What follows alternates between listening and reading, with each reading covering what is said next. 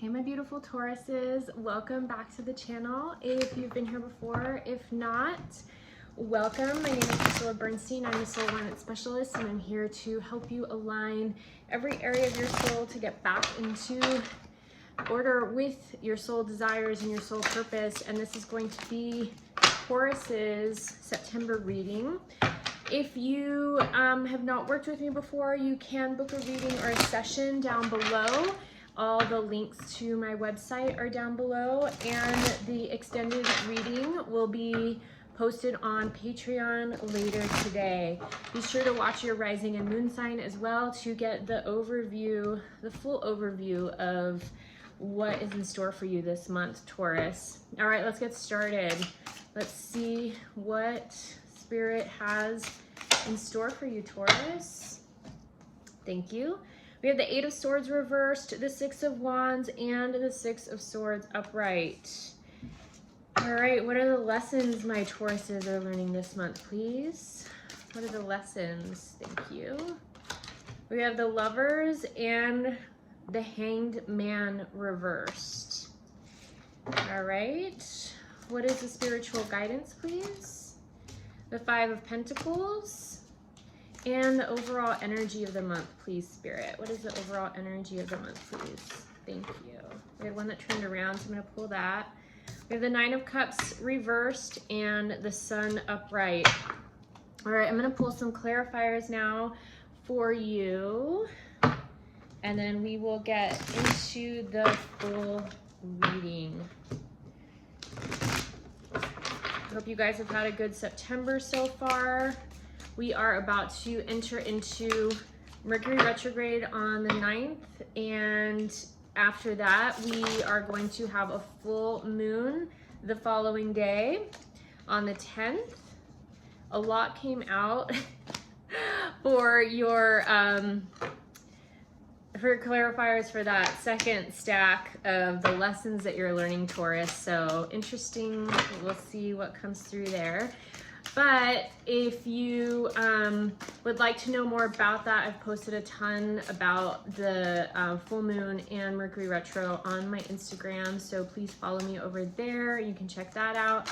And then I think I'm going on my Patreon. I have I do have a full moon meditation that will be put up tomorrow. Will be posted, on the 10th. And I think I'm going to do a special reading for the full moon too that you'll have access to on my Patreon. So you get a lot over there if you sign up for the extended readings and for the full moon meditations and new moon meditations. All right, Taurus, let's get into it. Okay, so what is in store for you? We have the Eight of Swords reversed, the Six of Wands upright, the Six of Swords upright, and then the Ace of Wands reversed. Sorry, my dog has a little cough, so she just started coughing.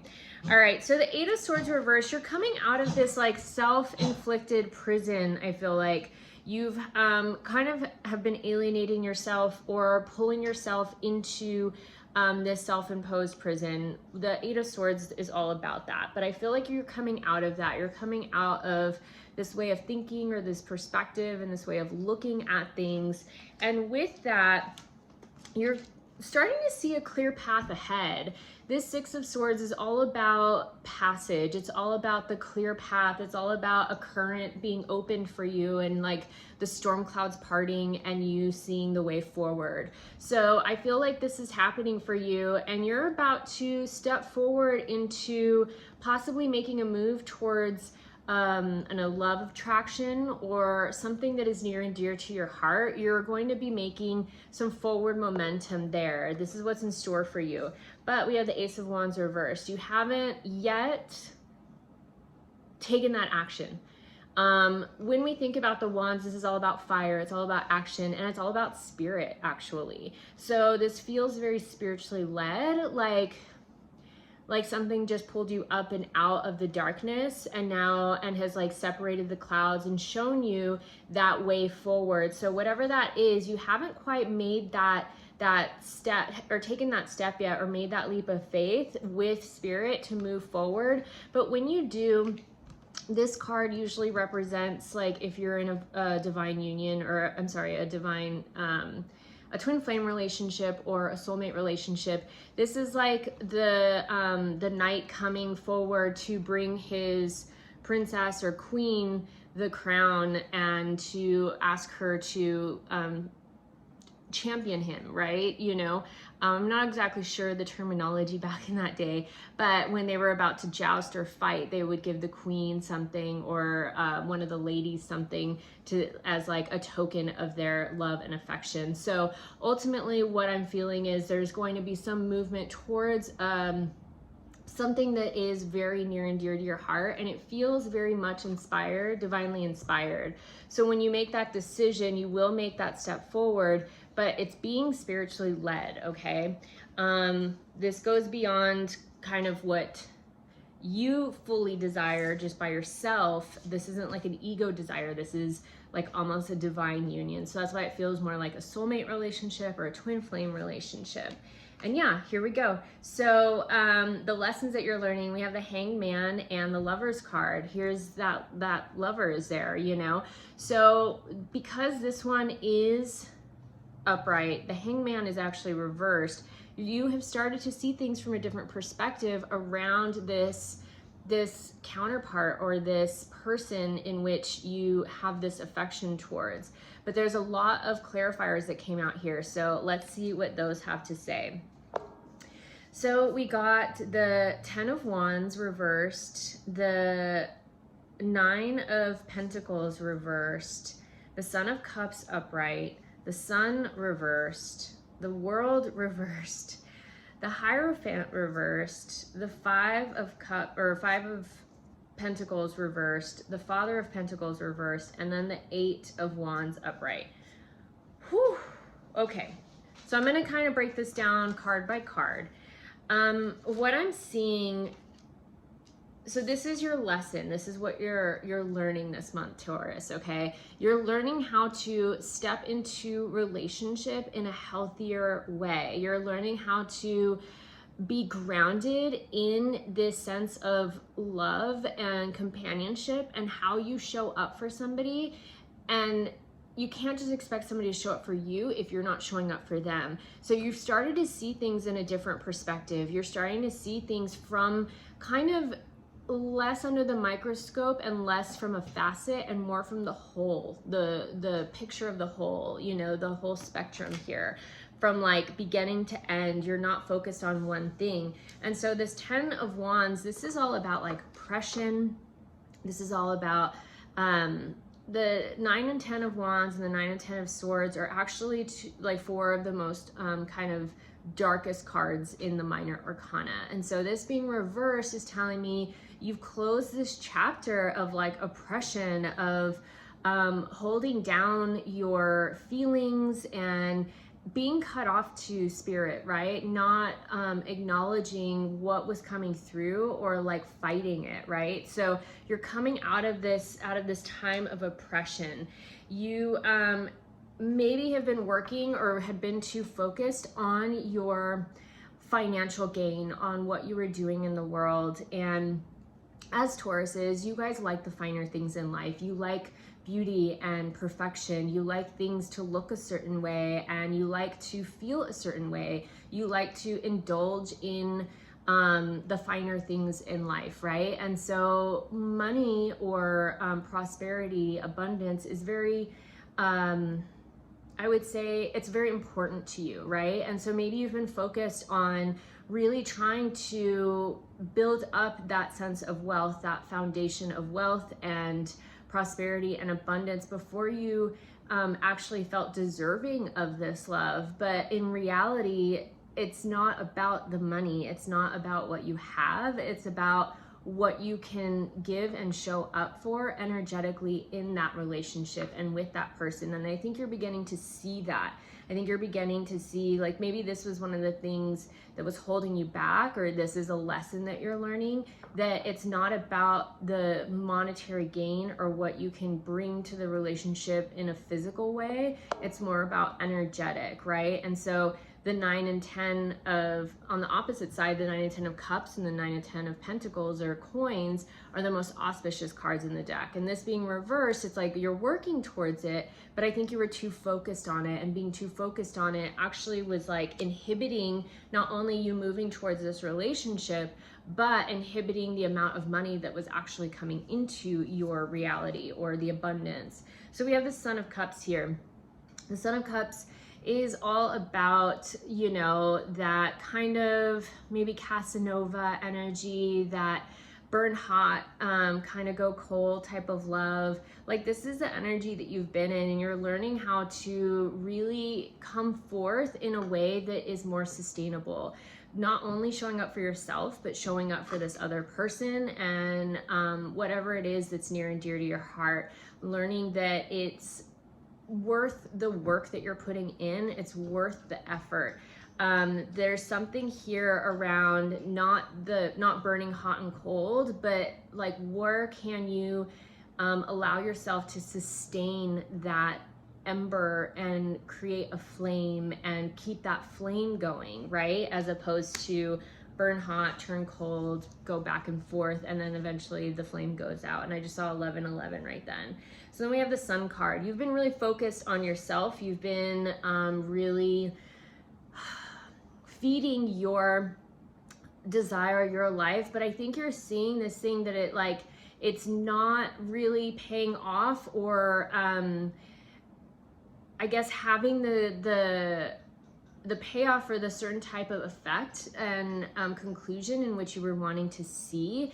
It's almost as if, and that's why this union feels so divine, like it feels very spiritually led. It almost feels like you've been working really hard to be the sun in your life, to provide for yourself, to really make a stand for what you want, to go after and seek what lights you up. And it just it feels like everything's almost fallen flat. And so with that, you're understanding that, you know, kind of like in Chris McCandless in Into the Wild, that book, if you read it or you saw the movie, he realizes that life isn't worth living if it's not being shared, right? So this being reversed is almost showing me that it's like you've been in this energy and you're realizing like, oh, I actually do want to share this with somebody. I want to share the growth with somebody. Like, I don't want to do this alone anymore. Okay, these are the different perspectives you're having. This is what I'm getting from this reading, that Hangman being reversed and the perspectives that you're unlocking. These are them. This is what's being clarified right now. Okay, so then we have the World card. Here we go again, where, you know, that world that you're building, it's not, you know, they do say that you have to give to yourself first. You have to understand kind of how to nurture yourself and do your own self-healing, right? Before you can really welcome in that balanced love, that love that is sustained, that is healthy, right? Because you don't want to come from these trauma loops or these patterns in which you had been living in if you're unhealed, right? Because you're going to continue to keep recreating the same scenario in all your different relationships. And when that seems to happen, if you are conscious and aware enough, you begin to see, oh, I am the consistent factor here. And if this same thing keeps happening in every relationship, how am I contributing to that, right? So your world that you've been creating has been kind of turned upside down and has continued to be turned upside down over and over again. And this is where you need to look at like how you are the creator of your reality, how you're creating the world around you. This is reversed here. So you've been doing some deep internal introspection around that, and the world, maybe you felt like it was out to get you, or that it, you know, the universe hasn't been shining upon you. And that's playing the martyr card. You need to take your power back, and maybe you are kind of awakening to that. Like, oh, I am the factor here, and I have the power to choose something different, to take a different action, to move in a different way out in the world, and have the world, you know, when you have that different perspective, the world will smile upon you, but you can't be focused on the negative. You have to be focused on the positive. You have to be focused on what is working, on how far you've come, on what strides you're making or baby steps you're making every day to get you to where you want to go, right? There's so much here, but if you're focused where your energy goes, or where your attention goes, energy flows. So if you're too focused on the negative, if you're too focused on the not having enough, if you're too focused on the lack in your life or how things aren't working out for you, guess what? The universe is going to continue to show you where you're right. It's going to continue to keep providing you evidence with what you believe. So you're having this shift in belief, and that you, the center of your universe, are the culprit here, and you're starting to make changes. So with that, we had the Hierophant reversed. I'm getting that unbeknownst to you, you're receiving from your ancestors, from, you know, mentors, from people that have come before you, your guides and angels. And you may not be aware of this though, but you're getting a lot of messages, you're seeing a lot of signs and synchronicities, but I feel like you're not fully aware to the idea that it's all guiding you, right? That there's something bigger out there that's helping you uncover this. And so, you know, pay attention to when you have these kind of lightning bolt, like paradigm shift epiphanies, or these ideas or prophetic dreams. That's your spirit. You know, you're making these changes, but I don't think you're aware how much spirit is behind helping you create and understand what you're needing to understand. And then we have the Five of Coins here. There's some, or you've been working through some grief. You've been working through some loss of some sort in the physical reality. Maybe it's a loss of connection with this person. Maybe it's a loss of money, or that financial gain, or that foundation in which you were trying to build. You know, whatever it is in the physical reality that you have lost touch with, there's been some grief around that. There's been some sadness. And you're seeing again how you have been, you know, it's kind of a hard pill to swallow, but that you have been the source of this, that you have kind of self-created this. And so when we understand that we create our own reality, we get to see things differently. And so from that, you're understanding, you're starting to gain some perspective around the foundational pieces that need to change in your physical reality. You're starting to understand the way forward. You're starting to understand where it is that you need to plug in, and where it is that you need to focus or give attention to or nurture. You know, when we think about the Father of Pentacles, this is the most balanced king in all of the minor arcana.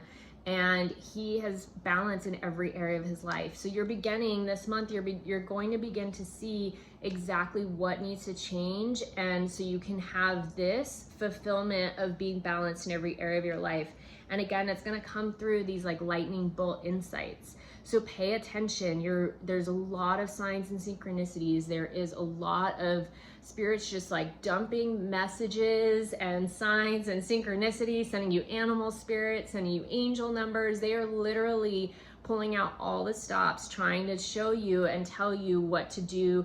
And they're trying to guide you ultimately. So pay attention when you're feeling, or just pay attention and acknowledge that something is here trying to help you, lead you, divinely guide you towards what it is that your soul is truly desiring. Because what your soul is truly desiring is this union, is this change in perspective, is to have everything that your heart desires, but you know that it's not something that you're building alone. That it's becoming really clear to you that you're wanting this partnership, or you're wanting to build it with someone, as opposed to building it first on your own and then letting that person in, or finding somebody to fill in there.